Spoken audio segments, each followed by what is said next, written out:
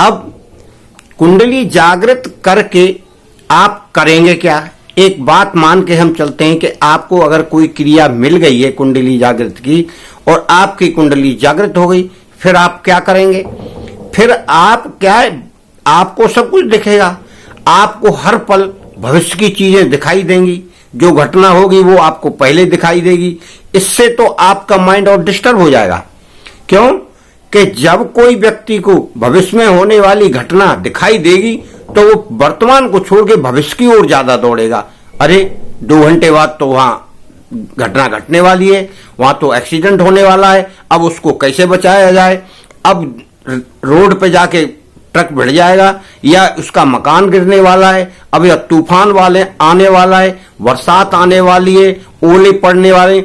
इस प्रकार की घटनाएं जब उसे पता लगने लगेंगी, और वो सामान्य व्यक्ति की बात बता रहा हूं, उच्च व्यक्ति की बात नहीं बता रहा, यदि सामान्य व्यक्ति की कुंडली जागृत हो जाती है तो उसके दिमाग पे उतना बर्डन सहन नहीं होगा, यानी बोझ सहन नहीं कर पाएगा। क्यों नहीं कर पाएगा? क्योंकि उसको पूर्ण ज्ञान नहीं है, पूर्ण वो निवृत्त नहीं हुआ है अपने इंद्रियों से।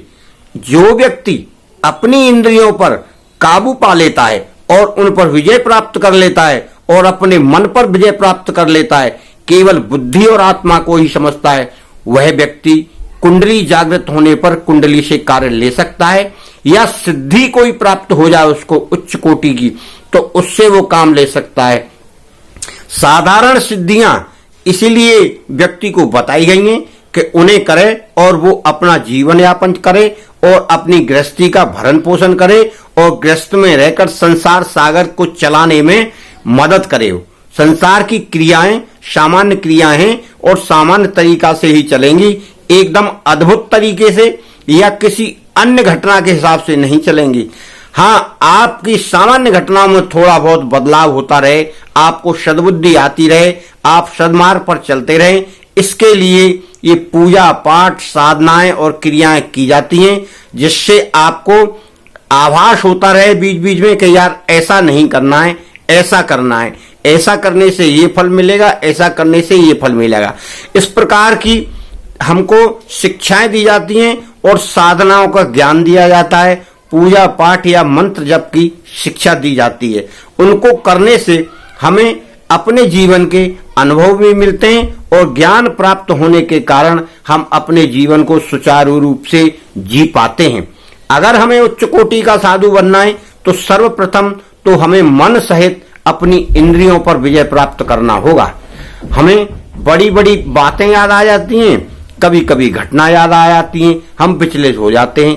इस प्रकार के विचलित होने वाले व्यक्ति सिद्धि प्राप्त नहीं कर सकते।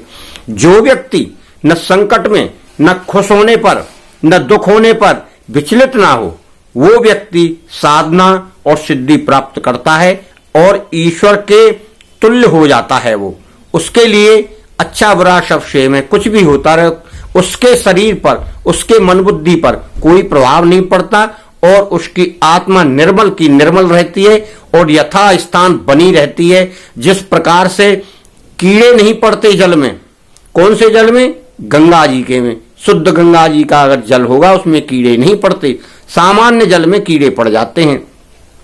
कारण यही है, शुद्ध बुद्धि अगर आपकी होगी तो आपके ऊपर कितने भी संकट आए, कितना भी माहौल खराब मिले, कैसी भी जगह मिल जाए, आपको उसकी कोई परवाह नहीं।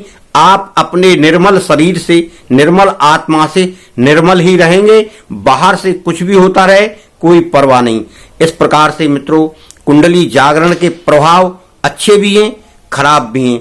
आप कुंडली जागरण कर रहे हैं या करना चाहते हैं तो विशेष कठिन परिश्रम है इसमें, और कुंडली जागरण का मेरा तो कोई अनुभव नहीं है, मगर